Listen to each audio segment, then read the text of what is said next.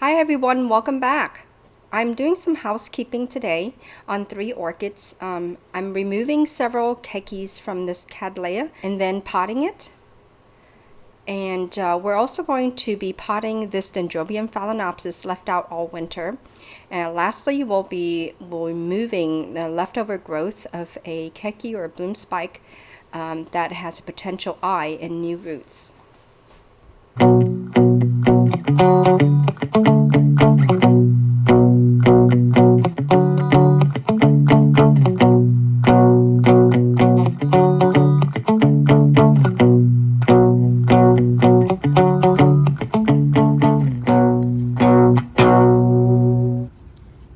I rarely or have never actually seen Cattleyas with keikis growing on the top like this before. I've seen this on phalaenopsis, so I guess it's possible also with Cattleyas. But I usually see basal growth from pseudobulbs with eyes on each side. You know, that's a tradition, that's regular common thing. I purchased this orchid from back in late May and haven't had a chance to remove the keikis. The orchid is struggling keeping hydrated because the aerial roots are not getting sprayed often enough, and I need to remove the keikis and pot them. It looks like the top of the original plant had some issues, so the orchid grew keikis to survive. The top stopped growing, maybe from broken or rotting crown. Who knows? I bought the orchid just as you see it, so I don't know much about its history. We have several welcome keikis, though, as a result of whatever trouble it had. The roots look pretty good.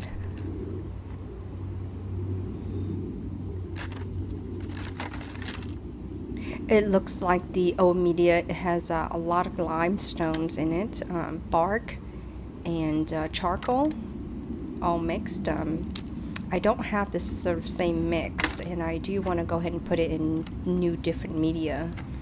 So I'll just clean everything out.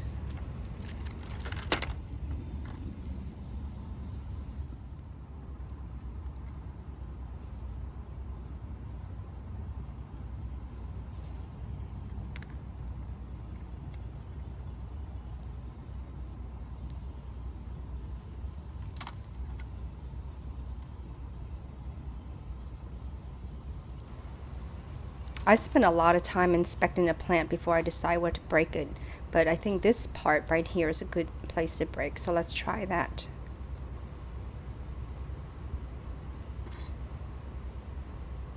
There's 2 little basal keikis from this here. Really nice long roots and very turgid green tips.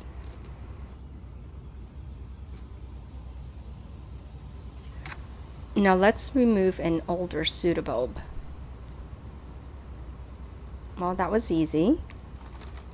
Almost as if it wasn't really attached too much.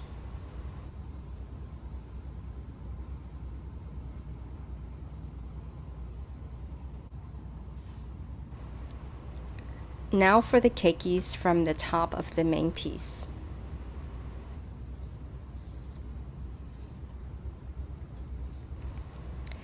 The entire clusters of keiki was held together at one point. So this is going to make it easy to break off.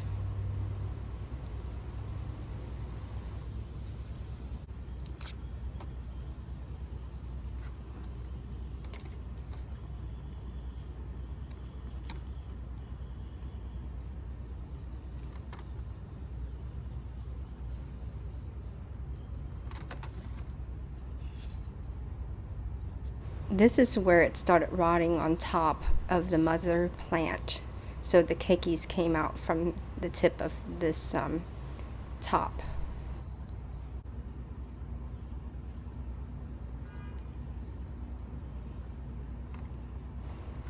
We'll just have to twist some of the roots and curve it to fit in the pot.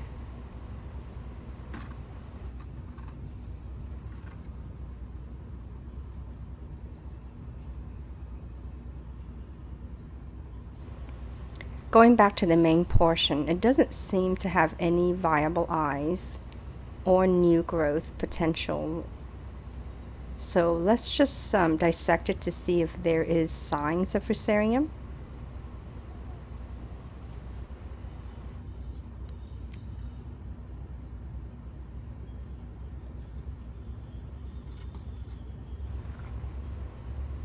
And luckily it doesn't seem to have any signs of fusarium.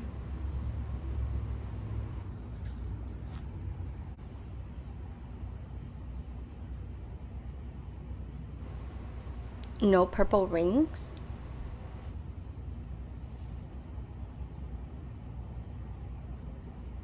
Okay, that's good. Let me get you a closer shot of the area so you can see it better.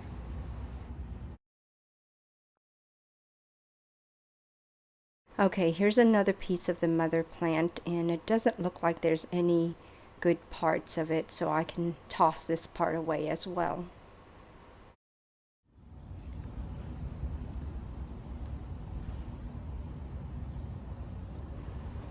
So now we can pot all these pieces together, bundle them, and create a loose network of loose moss around the roots, and then fit it right into the pot.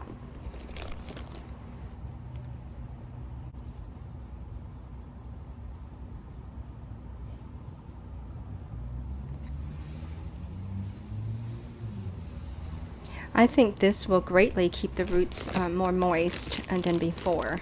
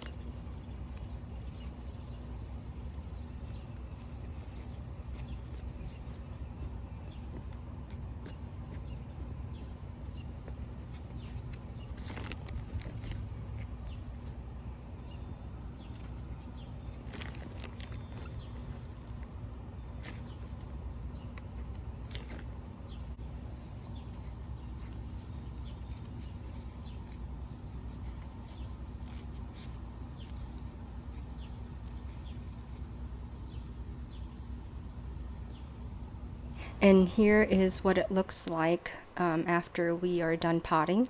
This is the front view, and this is the back view of the plant.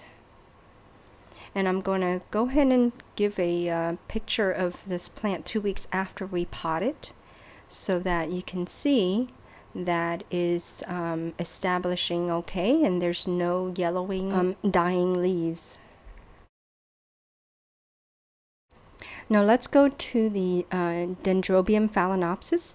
This is a pink, no ID Dendrobium phalaenopsis that deserves a pot. Let me tell you what happened. This is a piece of my Dendrobium phalaenopsis that has gotten too big and too crowded in a huge tomato pot. So I threw this piece out last fall to the trash, to the compost basically, and left the clump by the underneath the fan palm all winter, and it got like about 28 degrees or less several times, and I never brought that piece in, of course. And as spring approaches, I was cleaning up and I saw this clump. It had a new growth, and was so impressed with this resilience of this orchid, so I feel like I have to scavenge this out of the compost and put it right in a pot. Now I also have to repot this very large original pot, so I might as well break this off and make into 2 pots along with this new growth that I found. And I have in the original pot a mixture of clay pebbles, barks, moss, basically anything I had left over I threw in that pot. And I think this time I'm going to repot in coconut coir because I have plenty of that. And here are the 2 pots that are repotted. This is what it looks like. I divided off the main pot and I added in the piece that I found. And we have a bloom spike on a couple of them, I believe.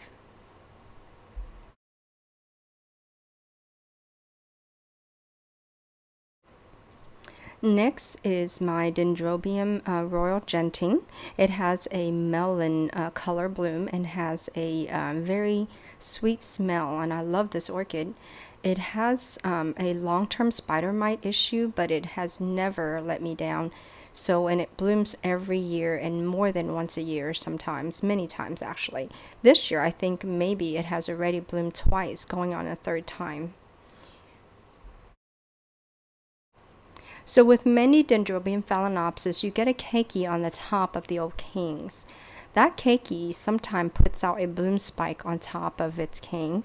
When it's done blooming, it dries out, so I cut the top off. Sometimes it will have viable eyes, as in this case, so I'm going to pull off the keiki, and since it has enough roots to be potted, I'm going to go ahead and do that and add it to this space.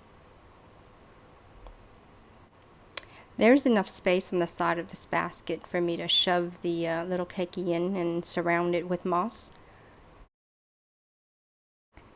And here is where I pulled it off, so no harm done to the main plant.